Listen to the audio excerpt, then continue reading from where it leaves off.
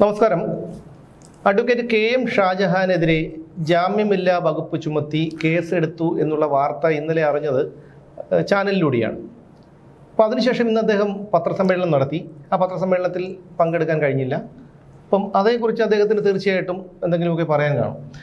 എന്താണ് സാർ ഈ കേസിന് ആധാരമായിട്ടുള്ളൊരു സംഭവം എന്താണ്? സുമേഷ്, അത് ഒരു ഫേസ്ബുക്ക് പോസ്റ്റാണ്. എന്താണ് അതിനൊരു ചെറിയ പശ്ചാത്തലം കൂടെ പറയണം.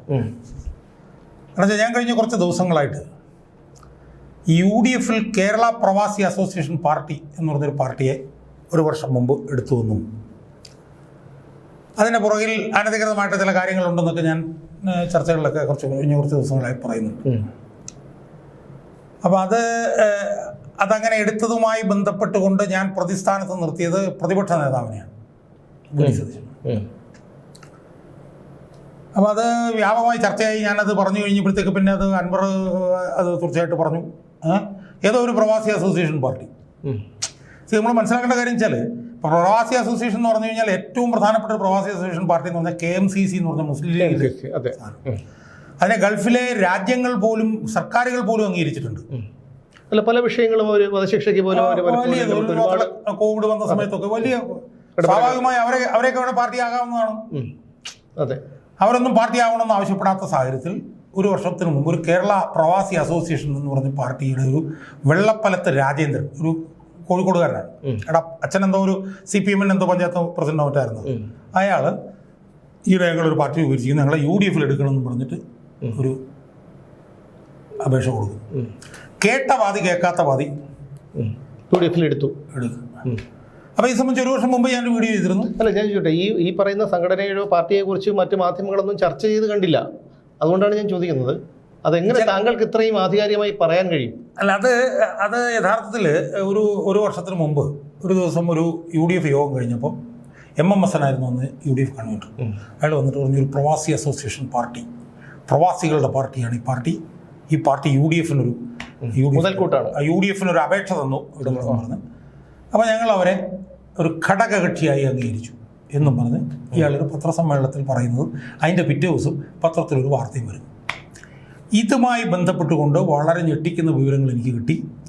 ഞാൻ പിന്നെ കുറച്ച് ഗവേഷണം നടത്തി. ഞാൻ നോക്കിയപ്പോഴത്തേക്ക് വെള്ളപ്പലത്ത് രാജേന്ദ്രൻ എന്ന് പറഞ്ഞ ആൾക്ക് ഒരുപാട് ബിസിനസ്സുകളുണ്ട്, ഒരുപാട് അനധികൃത ഇടപാടുകളുണ്ടെന്നുള്ളതൊക്കെ കണ്ടുപിടിച്ച് ഞാൻ അന്നൊരു വീഡിയോ ചെയ്തിരുന്നു. ഇപ്പം അത് വരാൻ കാര്യം എന്താ?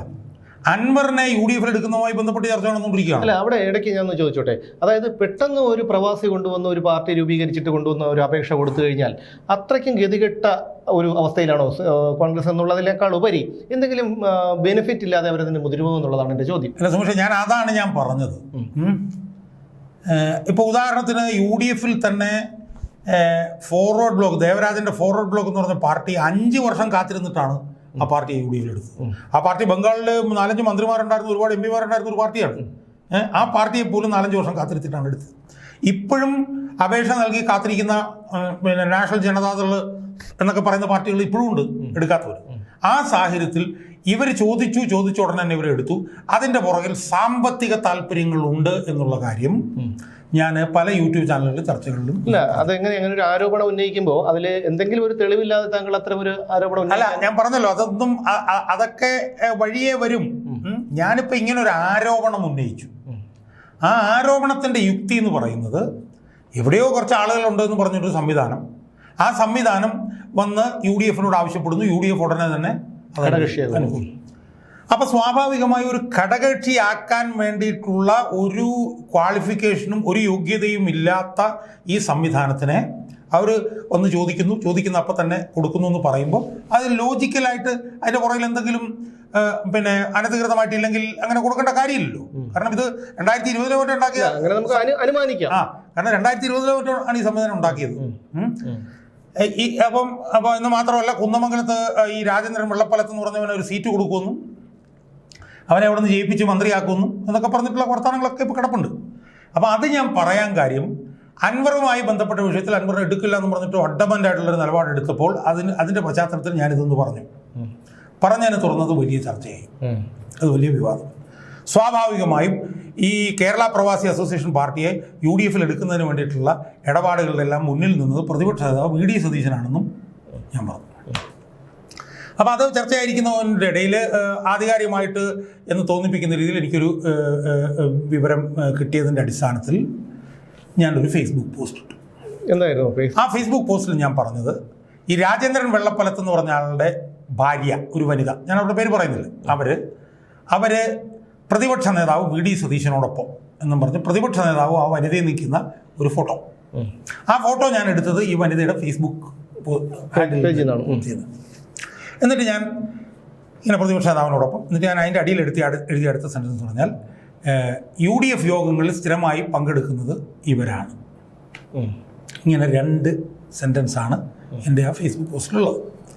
അതിട്ട് 2 ദിവസം കഴിഞ്ഞപ്പോൾ തന്നെ എൻ്റെ സുഹൃത്തുക്കൾ അവിടെ നിന്ന് വിളിച്ചിരുന്നു, ഷാജഹാനെ തെറ്റി, ഇത് ഈ രാജേന്ദ്രൻ വെള്ളപ്പലത്ത് എന്ന് പറഞ്ഞ ആളുടെ ഭാര്യയല്ല എന്നുള്ള വിവരം 2 ദിവസം കഴിഞ്ഞപ്പോൾ എനിക്ക് കിട്ടി. അത് ആധികാരികമായിട്ട് തന്നെ എനിക്കത് മനസ്സിലായി. അത് മനസ്സിലായതിനെ തുടർന്ന് ഞാൻ എന്ത് ചെയ്തു, ഞാൻ ഈ നേരത്തെ ഫേസ്ബുക്ക് പോസ്റ്റ് ഇട്ട എൻ്റെ ഫേസ്ബുക്ക് പേജിൽ തന്നെ ഞാൻ പറഞ്ഞു, ഞാനൊരു ആശയക്കുഴപ്പമുണ്ടാക്കുന്ന ഒരു കാര്യം ചെയ്തു, അത് തിരുത്താനാണ് ഈ പോസ്റ്റ്. ഞാൻ പറഞ്ഞു, ഞാൻ ഇങ്ങനെ ഒരു പോസ്റ്റ് ഇട്ടിരുന്നു, അതിൽ എന്നതാണ് പറഞ്ഞിരുന്നത്. ആ പോസ്റ്റിൽ ഫോട്ടോയും ഞാൻ ഇവരുടെ ഫേസ്ബുക്ക് ഹാൻഡിൽ നിന്നാണ് എടുത്തത്, പക്ഷെ അത് തെറ്റാണെന്ന് എനിക്ക് ബോധ്യപ്പെട്ടു. ആ ബോധ്യപ്പെട്ടതിൻ്റെ അടിസ്ഥാനത്തിൽ ഞാൻ ആ വനിതയോട് നിരുപാധികം മാപ്പ് ചോദിക്കുന്നു. അതിൻ്റെ അടിസ്ഥാനത്തിൽ ഞാൻ ആ ഫേസ്ബുക്ക് പോസ്റ്റ് ഡിലീറ്റ് ചെയ്തു. ഇത് ഞാൻ എൻ്റെ ഫേസ്ബുക്കിൽ ഇട്ടു. അപ്പോൾ എനിക്ക് പ്രാഥമികമായി പറയാനുള്ളൊരു കാര്യം എന്ന് പറഞ്ഞു കഴിഞ്ഞാൽ, ഞാൻ ചെയ്തൊരു കാര്യം തെറ്റാണെന്ന് എനിക്ക് ബോധ്യമായാൽ എനിക്ക് ചെയ്യാവുന്ന ഏക കാര്യം ഇതാണ്. കാരണം അവരെ കുറിച്ച് ഞാൻ പറഞ്ഞത് എൻ്റെ ഫേസ്ബുക്ക് പേജിലാണ്. അത് തെറ്റായിട്ട് പറഞ്ഞുകൊണ്ട് അത് പിൻവലിക്കുക. അപ്പോൾ സ്വാഭാവികമായും അങ്ങനെ ആ പ്രവർത്തനത്തിന് എനിക്ക് ചെയ്യാവുന്ന ഒരു മറുമരുന്ന് എന്ന് പറയുന്നത് അത് തെറ്റാണെന്നും അത് തെറ്റായതിൻ്റെ അടിസ്ഥാനത്തിൽ ഞാൻ മാപ്പ് ചോദിക്കുന്നെന്നും മാപ്പ് ചോദിക്കുന്നതിൻ്റെ അടിസ്ഥാനത്തിൽ ഞാൻ ഈ ഫേസ്ബുക്ക് പോസ്റ്റ് ഡിലീറ്റ് ചെയ്യുന്നു. എനിക്ക് അത്ര പറയാനുള്ളൂ, എനിക്ക് അപ്പുറത്തതിനൊന്നും ചെയ്യാനില്ല. ഇപ്പം നമ്മൾ ശ്രദ്ധിച്ചു കാണുമല്ലോ, കന്നഡ ഉണ്ടായത് തമിഴിൽ നിന്നാണെന്ന് കമലഹാസൻ പറഞ്ഞു.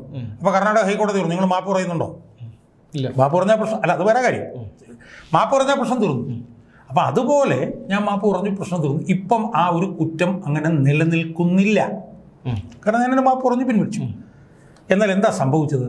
മാപ്പ് പറഞ്ഞ് 3 ദിവസം കഴിഞ്ഞപ്പോൾ ഞാൻ ഏത് വനിതയുടെ പടമാണോ ആ ഫേസ്ബുക്ക് പോസ്റ്റിൽ ഇട്ടിരുന്നത്, ആ വനിത, അവരെന്തോ ദുബായിലായിരുന്നോ മറ്റാ പറയുന്നത്, അവർ തിരുവനന്തപുരത്ത് വന്ന് എനിക്കെതിരെ സൈബർ പോലീസിന് പരാതി കൊടുത്തു.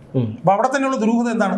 ഈ പോസ്റ്റ് നിന്നപ്പോൾ പരാതി കൊടുത്തില്ല, അവർ പിൻവലിച്ചപ്പോഴാണ് അത് തന്നെ ഒരു ദുരൂഹത അവരോട് കൊടുക്കും. അല്ല, അത് മാത്രമല്ല, സൈബർ പോലീസിന് ഇപ്പോൾ പരാതി കൊടുക്കാൻ UAE-യിലുള്ള വനിത നേരിട്ട് തിരുവനന്തപുരത്ത് വരേണ്ട കാര്യമില്ല. ഇമെയിലും അതുപോലുള്ള സംവിധാനങ്ങളൊക്കെ ഉള്ളപ്പോൾ അവർ വന്ന് കൊടുത്തു എന്നാണ് ഇപ്പം ഞാനൊരു ചാനലിൽ നിന്ന് ഞാൻ കണ്ടത്. കൊടുത്ത ഉടനെ തന്നെ എനിക്കെതിരെ ജാമ്യമില്ലാ വകുപ്പുകൾ പ്രകാരം FIR ഇട്ടു എന്നാണ് പറയുന്നത്. FIR ഒന്നും ഈ കോപ്പിയൊന്നും എനിക്ക് കിട്ടിയിട്ടില്ല. എനിക്ക് പോലീസ് സ്റ്റേഷനിൽ നിന്ന് ഒരു വിവരം ഇതിൽ കിട്ടിയിട്ടില്ല. മൊഴിയെടുക്കാൻ ചെല്ലണമെന്നോ അങ്ങനെ ഒന്നും എന്നോട് പറഞ്ഞിട്ടില്ല. ഇങ്ങനെ വിവരം കിട്ടുന്നത് അതിൽ 1-2 എണ്ണം ജാമ്യമില്ലാ വകുപ്പുകളാണ്. 356 വരെ ഇട്ടിരിക്കുന്നു. അതായത് സ്ത്രീയുടെ ആത്മാഭിമാനത്തെ, മറ്റേ ഇതിൻ്റെ സ്ത്രീത്വത്തെ എന്നുള്ള നിലയിൽ വരെ ഇട്ടിരിക്കുന്നു. ഇട്ടോട്ടെ, കുഴപ്പമില്ല. അപ്പോൾ അത് ഞാൻ സീനിയർ അഭിഭാഷകരായിട്ട് ചോദിച്ചപ്പോൾ അവർ പറഞ്ഞ് നിലനിൽക്കില്ല എന്നുള്ളതാണ് എനിക്ക് കിട്ടിയിട്ടുള്ള വിവരം. അതിൻ്റെ നിയമ നടപടിയിലോട്ട് ഞാൻ കൊണ്ടു. അപ്പോൾ അതൊരു വശം. രണ്ടാമത്തെ ഒരു ഭാഗമുണ്ട് സുമേഷ്. ഇതിനകത്ത് ഞാൻ ചില ദുരൂഹതകൾ കാണുന്നു. അതിൻ്റെ കാരണം എന്താണെന്ന് ചോദിച്ചാൽ, ഇത് പിൻവലിക്കുകയും മാപ്പ് പറയുകയും ചെയ്തു കഴിഞ്ഞാൽ പിന്നെ കുറ്റം അവിടെ നിലനിൽക്കാത്ത സാഹചര്യത്തിൽ എനിക്കെതിരെ ജാമ്യമില്ലാ വകുപ്പ് പ്രകാരം എനിക്കെതിരെ പരാതി കൊടുക്കുന്നു. പരാതി കൊടുക്കുന്ന ഉടനെ തന്നെ ജാമ്യമില്ലാ വകുപ്പുകൾ പ്രകാരം എനിക്കെതിരെ കേസെടുക്കും. അപ്പോൾ സ്വാഭാവികമായും നമ്മൾ നമുക്ക് തോന്നേണ്ട ഒരു കാര്യം, ഇപ്പോൾ പിണറായി സർക്കാരിനെതിരെ ഏറ്റവും ശക്തമായി പോരാടിക്കൊണ്ടിരിക്കുന്ന പലരിലുള്ള ഒരാളാണ് ഞാൻ. സ്വാഭാവികമായും എനിക്കെതിരെ അടിക്കാൻ സർക്കാരിനൊരു വടി കിട്ടിയാൽ സർക്കാർ അത് ഉപയോഗിക്കും എന്നുള്ളൊരു സ്വാഭാവിക. അല്ല, അങ്ങനെ ഉപയോഗിക്കണമെങ്കിൽ ഇപ്പോൾ സർക്കാരിനായിരുന്നെങ്കിലും ശരി, താങ്കളുടെ ഏതെങ്കിലും ഒരു പരാമർശത്തിന്റെ പേരിൽ അത് ചെയ്യാമായിരുന്നു. പക്ഷെ അതൊന്നും ചെയ്യാതെ ഇപ്പോഴെന്താണ് ഈ വിഷയത്തിൽ? അതാണ് ദുരൂഹത. അപ്പോൾ സ്വാഭാവികമായി അങ്ങനെ ചെയ്യാമായിരുന്നു. അപ്പോൾ അവിടെയാണ് എനിക്ക് പ്രധാനപ്പെട്ട ഒരു ആരോപണം പൊതുമണ്ഡലത്തിന് മുന്നിൽ ഉന്നയിക്കാനുള്ളത്. ഞാൻ നേരത്തെ പറഞ്ഞു, ഈ പ്രവാസി അസോസിയേഷൻ പാർട്ടിയായിട്ട് ബന്ധപ്പെട്ടിട്ട് ഞാൻ ഉന്നയിച്ചിട്ടുള്ള ആരോപണങ്ങളിലെല്ലാം പ്രതിസ്ഥാനത്ത് നിൽക്കുന്ന ആൾ കേരളത്തിൻ്റെ പ്രതിപക്ഷ നേതാവ് വി ഡി സതീശനാണ്. അയാളാണ് പ്രതിസ്ഥാനത്ത് നിൽക്കുന്നത്. അയാളുടെ കൂടെയുള്ള ഈ വനിതയുടെ ഫോട്ടോയാണ് ഞാൻ ഇട്ടത്. വനിതയാണ് കൊണ്ടുവന്ന് പരാതി കൊടുത്തിരിക്കുന്നത്. പരാതി കൊടുത്ത ഉടനെ തന്നെ ജാമ്യമില്ലാ വകുപ്പ് പ്രകാരം എനിക്കെതിരെ കേസ് കൊടുത്തിരിക്കുന്നു. അപ്പോൾ എനിക്കതുമായി ബന്ധപ്പെട്ട് കിട്ടിയ ഒരു പ്രധാനപ്പെട്ട വിവരം, സതീശൻ പ്രേരിപ്പിച്ചിട്ടാണ് ഈ പരാതി ഈ വനിത കൊണ്ടുവന്ന് കൊടുത്തത് എന്നുള്ളതാണ്. അതിൻ്റെ വിശദാംശങ്ങളിലേക്ക് ഇപ്പം ഞാൻ പോകില്ല, അതിന് സമയം വരുമ്പോൾ ഞാനതിന് പറയും. എനിക്ക് കൃത്യമായിട്ടുള്ള വിവരം അത് സംബന്ധിച്ചിട്ടുണ്ട്. പ്രത്യേകിച്ചും പരാതി പിൻവലിച്ചതിന് ശേഷം കൊടുത്തു. പരാതി പിൻവലിച്ചതിന് ശേഷം കൊടുക്കേണ്ട കാര്യമില്ല. അപ്പോൾ കൊടുത്തത് ഇയാളുടെ പ്രേരണ കൊണ്ടാണെന്നുള്ള വിവരം. അവിടെ എനിക്കൊരു പുതിയ ഘടകവും കൂടി അതിനകത്തേക്ക് കൊണ്ടുവരാനുണ്ട്. ആ പുതിയ ഘടകം എന്ന് പറയുന്നത് ഒരു പോലീസ് ഉദ്യോഗസ്ഥൻ്റെ ഇതിനകത്തുള്ള ഇടപെടലാണ്. ആ പോലീസ് ഉദ്യോഗസ്ഥൻ്റെ പേര് ADGP S ശ്രീജിത്ത് എന്നാണ്. അല്ല, ഈ ശ്രീജിത്തും താങ്കളും തമ്മിലല്ലേ ഒരു കേസ് നിലനിൽക്കുന്നത് കോടതിയിൽ? അതെ, ഞാൻ അതിലേക്കാണ് വരുന്നത്. അയാൾ പോലീസ് ഹെഡ്ക്വാർട്ടേഴ്സിലെ ADGP ആണ്. അയാൾക്കാണ് സൈബർ ഓപ്പറേഷൻസിൻ്റെ ചുമതല. മനസ്സിലായോ? സൈബർ പോലീസാണ് എനിക്കെതിരെ കേസെടുത്തിട്ടുള്ളത്. അവിടെയാണ് ശ്രീജിത്ത് എന്ന് പറഞ്ഞിട്ടുള്ള ഈ ഉദ്യോഗസ്ഥൻ്റെ ഇടപെടൽ വരുന്നത്. ആ ശ്രീജിത്ത് എന്ന് പറഞ്ഞ ഉദ്യോഗസ്ഥനുമായി ബന്ധപ്പെട്ടുകൊണ്ട് എനിക്കെതിരെ ഒരു മാനനഷ്ട കേസ് കിടപ്പുണ്ട്. ശരി, അവിടെ ഒരു ചോദ്യം ഉള്ളത്, ഇപ്പോൾ VD സതീശൻ പ്രേരിപ്പിച്ച് ഈ വനിത കേസ് കൊടുത്തു എന്ന് പറയുന്നു. അവിടെ ശ്രീജിത്തിന് എന്താണ് പ്രസക്തി? അദ്ദേഹം അവിടെ സൈബറിന്റെ ചുമതല വഹിക്കുന്ന ഒരു ഉദ്യോഗസ്ഥൻ മാത്രമല്ലേ? സ്വാഭാവികമായിട്ടും ഇത്തരത്തിലൊരു പരാതി ചെല്ലുമ്പോൾ അദ്ദേഹത്തിന് എന്ത് ചെയ്യാൻ കഴിയും? വരുന്ന നൂറുകണക്കിന് പരാതികളിൽ ഒന്ന് മാത്രമായിട്ട് കഴിയും. പ്രത്യേകിച്ചും അദ്ദേഹം ഇത്തരം ഒരു എന്താണ് ഒരു തർക്കം നിലനിൽക്കുന്നതിൻ്റെ, കോടതിയിൽ നിലനിൽക്കുന്നതിൻ്റെ ഒരു അടിസ്ഥാനത്തിൽ ഇത്തരത്തിൽ വഴിവിട്ട് പെരുമാറുന്നു. അല്ല, ഞാൻ ആ കേസിനെ ഇതുമായി ബന്ധപ്പെടുത്തുന്നതേ ഇല്ല. കാരണം അത് വേറൊരു വിഷയമാണ്. അത് ഡിഫമേഷൻ കേസാണ്. ആ കേസ് ആ വഴിക്ക് നടക്കണം. ആ കേസിനെ കുറിച്ച്, ആ കേസ് കോടതിയിലിരിക്കുമ്പോൾ അതിനെക്കുറിച്ചൊന്നും പരാമർശിക്കാനും പാടില്ല. അതുകൊണ്ട് ആ കേസ് ഇതുമായിട്ട് യാതൊരു ബന്ധം. സുമേഷ് ചോദിച്ചുകൊണ്ട് ഞാൻ മറുപടി പറഞ്ഞില്ല. പക്ഷെ ഞാൻ ഈ ശ്രീജിത്ത് എന്ന് പറഞ്ഞ പോലീസ് ഉദ്യോഗസ്ഥനെതിരെ ഒരു 8-10, എനിക്ക് തോന്നുന്നു 2005 മുതൽ ഞാൻ നടത്തിക്കൊണ്ടിരിക്കുന്ന ഒരു പോരാട്ടമാണ് ഇയാൾക്കെതിരെ. ഇയാൾ ഇതിനകത്ത് ഇൻവോൾവ്മെൻ്റ് ഉണ്ട് എന്ന് ഞാൻ പറയാൻ കാരണം ഇപ്പോൾ ഈ അടുത്ത കാലത്ത് ഉണ്ടായ 2-3 പ്രകോപനങ്ങളാണ്. അതിലൊന്നാമത്തെ പ്രകോപനം എന്ന് പറഞ്ഞാൽ, ഇയാൾക്ക് കിട്ടിയിട്ടുള്ള പ്രൊമോഷനുകൾ മുഴുവൻ അനധികൃതമാണെന്നും ഇയാൾക്കെതിരെ ഒരുപാട് ഗുരുതരമായിട്ടുള്ള ആരോപണങ്ങൾ ഉയർന്നു വന്നുവെന്നും ആ ആരോപണങ്ങളെല്ലാം ഇയാളുടെ രാഷ്ട്രീയ സ്വാധീനം ഉപയോഗിച്ചുകൊണ്ട് ഇയാൾ അട്ടിമറിച്ചിട്ടാണ് ഇയാൾക്ക് പ്രൊമോഷൻ കിട്ടിയതെന്നും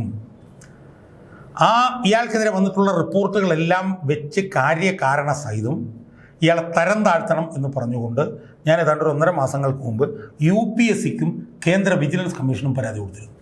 അതിനകത്ത് ഈ രേഖകളെല്ലാം ഇയാൾക്കെതിരായിട്ടുള്ള റിപ്പോർട്ടുകൾ. അപ്പം അതിൽ ഒരെണ്ണം മാത്രം ഞാൻ പറയാം. ഒരുപാടെണ്ണം ഉണ്ട്, അതിലൊരെണ്ണം മാത്രം പറയാം.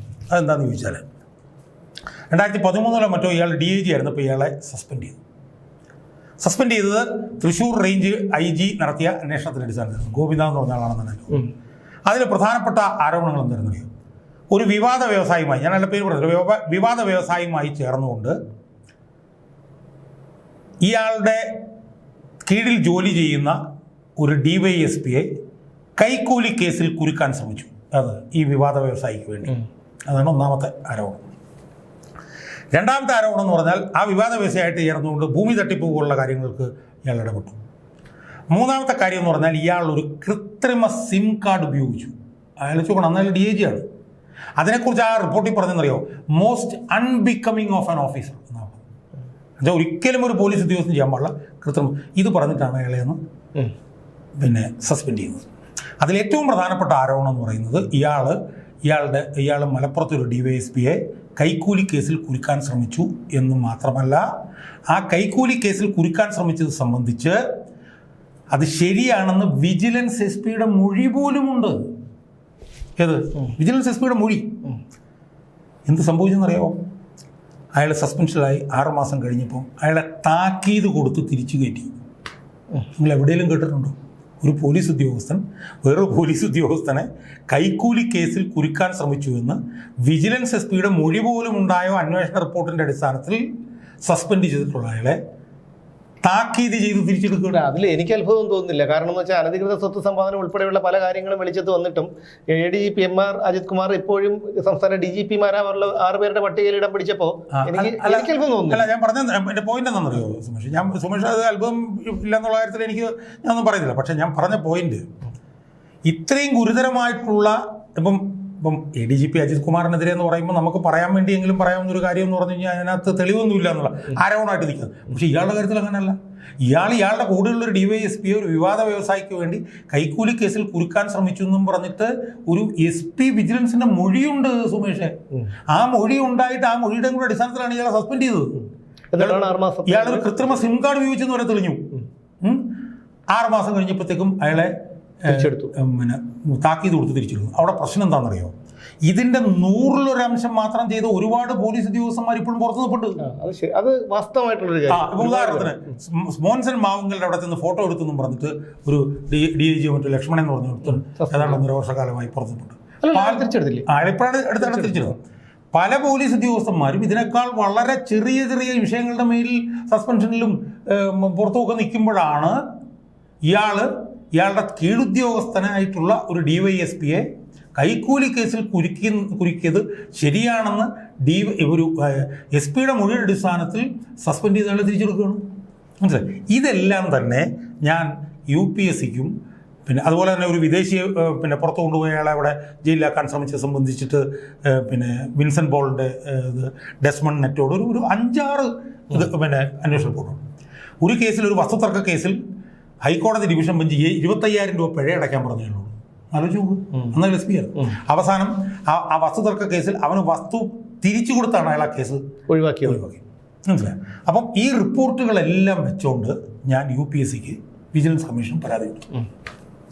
സ്വാഭാവികമായും ഈ പരാതിയിൽ കഴമ്പുണ്ടെങ്കിൽ UPSC ആ ആരോപണം തള്ളണ്ടേ? UPSC എന്ത് ചെയ്തു? ഇതിൽ കഴമ്പുണ്ട് എന്നുള്ളത് കൊണ്ട് അത് വിശദമായി അതിൻ്റെ തുടർ നടപടി എടുക്കുന്നു കേന്ദ്ര ആഭ്യന്തര വകുപ്പിന് കൊടുത്തു. ആഭ്യന്തര വകുപ്പ് നോക്കുമ്പോഴും ഇതിനകത്ത് ഒന്നുമില്ലെങ്കിൽ അവരത് തള്ളണ്ടേ? അവരെന്ത് ചെയ്തു? അപ്രോപ്രിയേറ്റ് ആക്ഷന് സംസ്ഥാന ഗവൺമെന്റിലേക്ക് അയച്ചു. യുക്തമായ നടപടി അത് സംസ്ഥാന ഗവൺമെന്റ് പരിഗണന കിടക്കുകയാണ്. അതുപോലെ തന്നെ വിജിലൻസ് കമ്മീഷൻ സംസ്ഥാന സർക്കാരിനെ അയച്ചു. മനസ്സിലായില്ലേ? അപ്പൊ ഇത് അയാളെ സംബന്ധിച്ചിടത്തോളം ഭയങ്കരമായിട്ടുള്ള പ്രശ്നമാണ്. കാരണം ഇതെല്ലാം വസ്തുതകളാണല്ലോ. ഞാൻ അയാൾക്കെതിരെ വേറൊരു പരാതി കൊടുത്തു. ആ പരാതി എന്താണെന്ന് ചോദിച്ചു കഴിഞ്ഞാൽ, ഇയാൾ ADGP സ്ഥാനത്തിരുന്നുകൊണ്ട് മതപ്രഭാഷണം നടത്തുക, ഇയാൾ ശാസ്ത്രീയ സംഗീതങ്ങൾ നടത്തുക, ഇയാൾ ഭക്തിഗാനങ്ങൾ പാടിയിട്ട് അത് വേറൊരു കമ്പനിക്കാരൻ വിറ്റ് പൈസയാക്കുക. അല്ല, അത് മുമ്പ് ടോമിൻ ജെ തച്ചങ്കരി ഒക്കെ ചെയ്തിരുന്ന കാര്യമല്ല. അല്ല, ഞാൻ പറഞ്ഞത് അതുകൊണ്ട് ഇത് ശരിയാവണമെന്നില്ലല്ലോ. അപ്പോൾ അതിൽ ഞാൻ കൊടുത്ത പരാതിയിൽ ഞാൻ പറഞ്ഞത് 968 IAS IPS ഉദ്യോഗസ്ഥന്മാരുടെ കോൺട്രാക്ട് റൂൾസ് ഉണ്ട്. കോൺട്രാക്ട് റൂൾസിൽ ഒരു IAS IPS ഉദ്യോഗസ്ഥനും ഈ മതചിഹ്നങ്ങൾ ഇത് ചെയ്യുന്ന ഒരു സ്ഥാനത്തിനും പങ്കെടുക്കാൻ പാടില്ല എന്ന് ആ കോൺട്രാക്ട് റൂൾസിൽ പറയുന്നു. അപ്പോൾ അതിൻ്റെ അടിസ്ഥാനത്തിൽ ഇത് പരിശോധിക്കണമെന്ന് ഞാൻ DGPക്ക് പരാതി കൊടുത്തു. അതും പ്രോസസ്സിലാണ്. മൂന്നാമത് കൊടുത്ത പരാതി എന്താണെന്ന് ചോദിച്ചു കഴിഞ്ഞാൽ, ഇയാളുടെ ഈ വിഷയങ്ങളെല്ലാം UPSCക്ക് കൊടുത്തതെല്ലാം യുക്തമായി തീരുമാനം എടുക്കണം എന്ന് പറഞ്ഞ് സംസ്ഥാന സർക്കാരിലേക്ക് വന്നു എന്നും പറഞ്ഞ് അവിടെ ഇവിടെയൊക്കെ വാർത്തകൾ വന്നു. അതിൽ വൺ ഇന്ത്യ മലയാളം എന്ന് പറഞ്ഞതിനകത്ത് ഇങ്ങനൊരു വാർത്ത. ആ വാർത്ത വന്നപ്പോൾ ഇയാൾ എന്ത് ചെയ്യുന്നറിയോ? സൈബർ ഓപ്പറേഷൻസിൻ്റെ ചുമതലയുള്ള ഇയാളുടെ കീഴുദ്യോഗസ്ഥരെ കൊണ്ട് അവരെ ഭീഷണിപ്പെടുത്തി ഡിലീറ്റ് ചെയ്യിപ്പിച്ചു. അതിനെതിരെ ഞാൻ മുഖ്യമന്ത്രിക്കും DGPക്കും ഒക്കെ പരാതി കൊടുത്തിട്ട് ഞാൻ പറഞ്ഞു, ഇയാൾക്കെതിരെ ഇങ്ങനൊരു വാർത്ത വന്നാൽ അയാളുടെ കീഴുദ്യോഗസ്ഥനെ കൊണ്ട് അത് ഭീഷണിപ്പെടുത്തി ഡിലീറ്റ് ചെയ്യിപ്പിക്കുകയല്ല വേണ്ടത്. അയാൾ മേലുദ്യോഗസ്ഥന്മാരോട് പറയണം, ഇത് എനിക്കെതിരെ ഇങ്ങനൊരു വാർത്ത വന്നിരിക്കുന്നു, അത് തെറ്റാണ് എന്ന് പറഞ്ഞു. അയാളുടെ മേലുദ്യോഗസ്ഥന്മാർ സർക്കാരാണ് ഇത് ത്രെറ്റനിങ് ഇത് കഴിക്കുന്നത്. അതിന് പോലെ അയാൾ എന്ത് ചെയ്തു? അയാൾക്കെതിരെ വന്നപ്പോൾ അയാളുടെ കീഴുദ്യോഗസ്ഥനെ കൊണ്ട് ഭീഷണിപ്പെടുത്തി. അത് അയാളുടെ അധികാര പരിധിയിൽപ്പെടുന്ന കാര്യമല്ല, അതുകൊണ്ട് അതിലും നടപടി വേണം എന്ന് പറഞ്ഞുകൊണ്ട് 3 പരാതികൾ ഞാൻ അയാൾക്കെതിരെ കൊടുത്തിരിക്കുകയാണ്. ഈ മൂന്നാമത്തെ പരാതി ഫർദർ ആക്ഷന് ആഭ്യന്തര വകുപ്പിലേക്ക് മുഖ്യമന്ത്രിയുടെ ഓഫീസിൽ നിന്ന് ഫോർവേഡ് ചെയ്തിരിക്കുകയാണ്. മനസ്സിലായി? അപ്പോൾ സ്വാഭാവികമായും എനിക്കെതിരായിട്ടുള്ള വലിയ പക ഈ ഉദ്യോഗസ്ഥൻ നിലനിർത്തുകയാണ്. പിന്നെ എനിക്ക് കിട്ടിയ 2 വിവരം എന്ന് പറഞ്ഞു കഴിഞ്ഞാൽ, ഇയാളെ 2013 ഇയാളെ സസ്പെൻഡ് ചെയ്തല്ലോ. അന്ന് സസ്പെൻഡ് ചെയ്തപ്പോഴത്തേക്ക് അയാളെ സസ്പെൻഡ് ചെയ്യണമെന്ന് ശക്തമായ നിലപാടെടുത്തിരുന്നത് PK കുഞ്ഞാലിക്കുട്ടിയാണ്. കാരണം PK കുഞ്ഞാലിക്കുട്ടിയുടെ എതിരെ നിന്ന ഒരു വിവാദ വ്യവസായ, പേര് ഞാൻ പറയുന്നില്ല, വിവാദ വ്യവസായമായിട്ടാണ് ഇയാൾ ഈ ഒത്തുകളിച്ചത്. എന്നാൽ അയാളെ 6 മാസം കഴിഞ്ഞ് തിരിച്ചെടുക്കണമെന്ന് ശക്തമായ സമ്മർദ്ദം ചെലുത്തിയത് സതീശനാണെന്നുള്ള വിവരമുണ്ട്. ഇപ്പം എന്താ സംഭവിച്ചതെന്ന് പറഞ്ഞു കഴിഞ്ഞാൽ, ഞാൻ ഉന്നയിച്ച ഈ പ്രവാസി അസോസിയേഷൻ പാർട്ടിയെ സതീശൻ സഹായിച്ചു എന്നുള്ളത് സതീശന് വലിയ പരുക്കുണ്ടാക്കി. ആ പരിക്കുണ്ടായതിൻ്റെ അടിസ്ഥാനത്തിൽ സതീശനും ഇയാളും കൂടെ ചേർന്ന് നടത്തിയിട്ടുള്ള ഗൂഢാലോചനയുടെ പുറത്താണ് ഇത് വന്നത് എന്നാണ് ഞാൻ വിശ്വസിക്കുന്നത്. അപ്പോൾ പിണറായി സർക്കാരിനെതിരെ ശക്തമായി പ്രവർത്തിക്കുന്ന ഒരാളാണ് ഞാൻ എന്നുള്ള കാര്യം ഞാൻ തള്ളിക്കളയുന്നില്ല. ആ പ്രവർത്തനം ഞാൻ ഇനി തുടരുകയും ചെയ്യും. പക്ഷേ ഈ വിഷയത്തിൽ സർക്കാരാണ് എന്ന് ഞാൻ വിശ്വസിക്കുന്നില്ല. ഈ വിഷയത്തിൽ സതീശനും ഇയാളുമായിട്ടുള്ള ഇടപെടലിൻ്റെ അടിസ്ഥാനത്തിലാണ് ഈ കള്ളക്കേസ് എനിക്കെതിരെ വന്നത് എന്നാണ് ഞാൻ വിശ്വസിക്കുന്നത്. ഇനിയിപ്പോൾ എന്തായാലും താങ്കളുടെ പത്രസമ്മേളനം കഴിഞ്ഞു. എന്താണ് ഇതിൻ്റെ താങ്കളുടെ മുന്നോട്ടുള്ള ഈ ഒരു കേസുമായി ബന്ധപ്പെട്ടുള്ള? ഇനിയിപ്പോൾ ഞാൻ കോടതിയിലേക്ക് പോവുകയാണല്ലോ. കാരണം വെച്ചാൽ ഇത് നിലനിൽക്കാത്ത കേസായതുകൊണ്ട് ഇത് മുൻകൂർ ജാമ്യം ഉൾപ്പെടെയുള്ള കാര്യങ്ങൾ, അതുപോലെ തന്നെ ഇത് FIR ക്വാഷ് ചെയ്യണം എന്നുള്ളതാണ് എന്നോട് സീനിയർ വക്കീലന്മാരെല്ലാം പറഞ്ഞാണ് ഈ എഫ്ഐആർ നിലനിൽക്കില്ല, അത് ക്വാഷിയപ്പെടുന്നത്. അപ്പോൾ ആ നിലപാടിലേക്ക് ഞാൻ പോവുകയാണ്. മനസ്സിലായോ? പിന്നെ എന്നെ സംബന്ധിച്ചിടത്തോളം അവസാനമായിട്ട് സുമേഷ് എടുത്ത് എനിക്കൊരു കാര്യം പറയാം. ഈ എസ് ശ്രീജിത്ത് എന്ന് പറഞ്ഞ ഉദ്യോഗസ്ഥൻ കേരളത്തിലെ പോലീസ് സേനയ്ക്ക് അപമാനമാണെന്നുള്ളതിന് എൻ്റെ കയ്യിൽ ഒരുപാട് തെളിവുകളുണ്ട്. ഞാനിപ്പോൾ അയാളുടെ പ്രൊമോഷനുമായി ബന്ധപ്പെട്ടുള്ള കാര്യം പറഞ്ഞിട്ടുള്ളൂ. ഇയാൾക്കെതിരെ തൃശ്ശൂരിലെ CPM-ൻ്റെ MLA ആയിരുന്ന ASN നമ്പീശൻ്റെ മകൾ സതീദേവി, ഇയാൾക്കെതിരെ അതിഭീകരമായിട്ടുള്ള സ്ത്രീ വിഷയങ്ങളുമായി ബന്ധപ്പെട്ടിട്ടുള്ള പരാതികൾ പിന്നെ അച്യുതാനന്ദൻ്റെ അടുത്ത് കൊടുത്തിട്ടുണ്ട്. അച്യുതാനന്ദൻ പോലും നേരിട്ട് അതെൻ്റെ അടുത്ത് പറഞ്ഞിട്ടുണ്ട്. ആ കേസിലൊക്കെ ഇയാളൊന്ന് പറയുന്നത് എന്താണെന്നറിയോ? അവർ കേസ് പിൻവലിച്ചു പോയി എന്നാണ് അയാൾ പറയുന്നത്. സ്വാഭാവികമാണ്. എന്തുകൊണ്ടാണ്? ഇയാൾ ഏറ്റവും വലിയ അധികാര സ്ഥാനത്തിരിക്കുന്ന പോലീസ് ഉദ്യോഗസ്ഥനാണ്. അയാളുടെ വരട്ട് വരുമ്പോഴത്തേക്കും ഇവർക്ക് അങ്ങനെ നിലനിൽക്കാൻ കഴിയും.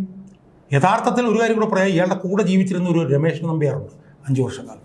ഇയാളുടെ എല്ലാ വൃത്തികേടുകളും കണ്ട് 5 വർഷക്കാലം കഴിഞ്ഞ് അവൻ്റെ ആരോപണമാണ്, അവനെ ഇട്ടിച്ചു, അവൻ്റെ കണ്ണൊക്കെ പൊട്ടിച്ചു.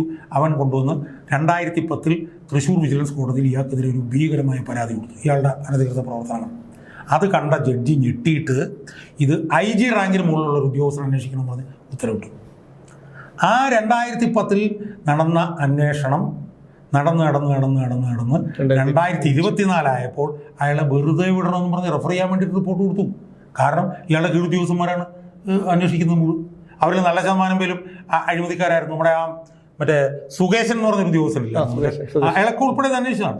2024 അത് റെഫർ ചെയ്യണമെന്ന് പറഞ്ഞ് കൊടുത്തപ്പോൾ ഈ രമേശൻ നമ്പ്യാരെന്ന് പറഞ്ഞ് ഇയാൾ ഭീകരമായി പീഡിപ്പിച്ച് ബാംഗ്ലൂരിൽ കഴിയുന്ന രമേശൻ നമ്പ്യാർ ആയിട്ട് എനിക്ക് ബന്ധമുണ്ടായിരുന്നു. കാരണം ഞാൻ നേരത്തെ അവനോട് ഫൈറ്റ് ചെയ്തു. അവൻ കേസ് എനിക്ക് തന്നു. ഞാൻ കേസ് പോയി തൃശ്ശൂർ വിജിലൻസ് കോടതിയിൽ വാദിച്ചു 25 തവണ ഞാൻ അവിടെ പോയി കേസ് മാറ്റി വെച്ചു. അവസാനം കേസിൽ വിധി പിന്നെ ശ്രീധരൻ അനുകൂലമായിട്ട് വന്നു. കാരണം അത്രയ്ക്ക് ഈ പറഞ്ഞ പോലെ എല്ലാ മേഖലകളിലും സ്വാധീനമുള്ള ആളാണ്. അത് കഴിഞ്ഞ് എന്താ സംഭവിച്ചെന്നറിയോ? അത് കഴിഞ്ഞ് അപ്പീൽ പോകാൻ വേണ്ടിയിട്ട് ഞാൻ രമേശ് നമ്പ്യാരെ ബന്ധപ്പെട്ടപ്പോൾ എനിക്ക് രമേശ് നമ്പ്യാരെ കിട്ടുന്നില്ല. രമേശ് നമ്പ്യാരെ എവിടെയാണെന്ന് എനിക്കറിയില്ല. ഞാൻ ഫോൺ ചെയ്താൽ എടുക്കുന്നില്ല. ഞാൻ ബാംഗ്ലൂർ അന്വേഷിച്ചപ്പോൾ പോലും അയാൾ എവിടെയാണെന്ന് അറിയുന്നില്ല. അതിൻ്റെ പുറകിലും ശ്രീജിത്തിൻ്റെ പങ്കുണ്ടോ എന്ന് ഞാൻ സംശയിക്കുന്നു. കാരണം അയാൾ ഈ DGP എന്ന് പറഞ്ഞ വലിയൊരു റാങ്കിലിരിക്കുകയാണ്. ബാംഗ്ലൂരിലെ ഉന്നത പോലീസ് ഉദ്യോഗസ്ഥന്മാരെ അയാൾക്ക് സ്വാധീനിക്കാൻ പറ്റും. അതുകൊണ്ട് ഈ രമേശൻ നമ്പ്യാരെ കണ്ടുകിട്ടാൻ കഴിഞ്ഞിട്ടില്ല എന്ന് പറഞ്ഞുകൊണ്ട് ഒരു ഹേബിയസ് കോർപ്പസ് ഹർജി സമർപ്പിച്ച എന്താണെന്നുള്ളത് ഞാൻ ആലോചിക്കും. അപ്പം ഒരു ക്രാസായിട്ടുള്ള അധികാര സ്ഥാനത്തിരിക്കുന്ന ഒരു മനുഷ്യൻ, അയാൾക്കെതിരെ അയാളുടെ അധികാരം ഉപയോഗിച്ചുകൊണ്ട് ഏത് പരാതി വന്നാലും അതിനെ ചവിട്ടി അരയ്ക്കുന്ന ഒരു സാഹചര്യമാണുള്ളത്. എന്നെ സംബന്ധിച്ചിടത്തോളം ഞാനെന്ന് പറഞ്ഞ പൊതുപ്രവർത്തകൻ എല്ലാ കാലത്തും ഒറ്റയ്ക്കാണ് ഞാൻ സമരം നടത്തിയിട്ടുള്ളത്. 2005 ഞാൻ തുടങ്ങിയതാണ്. ഇതിനകത്ത് നീതി കിട്ടാതെ, ഇയാളുടെ തൊപ്പി ഊരിക്കാതെ എൻ്റെ പോരാട്ടം ഞാൻ അവസാനിപ്പിക്കും എന്ന് ഇയാൾ കരുതിയിട്ടുണ്ടെങ്കിൽ അത് മൗഢ്യമായിരിക്കും. എനിക്കെതിരായിട്ടുള്ള പിന്നെ മഹാരാഷ്ട്ര കേസ് ഉൾപ്പെടെ ഞാൻ ശക്തമായി ഫൈറ്റ് ചെയ്തുകൊണ്ടിരിക്കുകയാണ്. അതിനകത്ത് എനിക്കതിനകത്തൊക്കെ നല്ല ബോധ്യമുണ്ട്.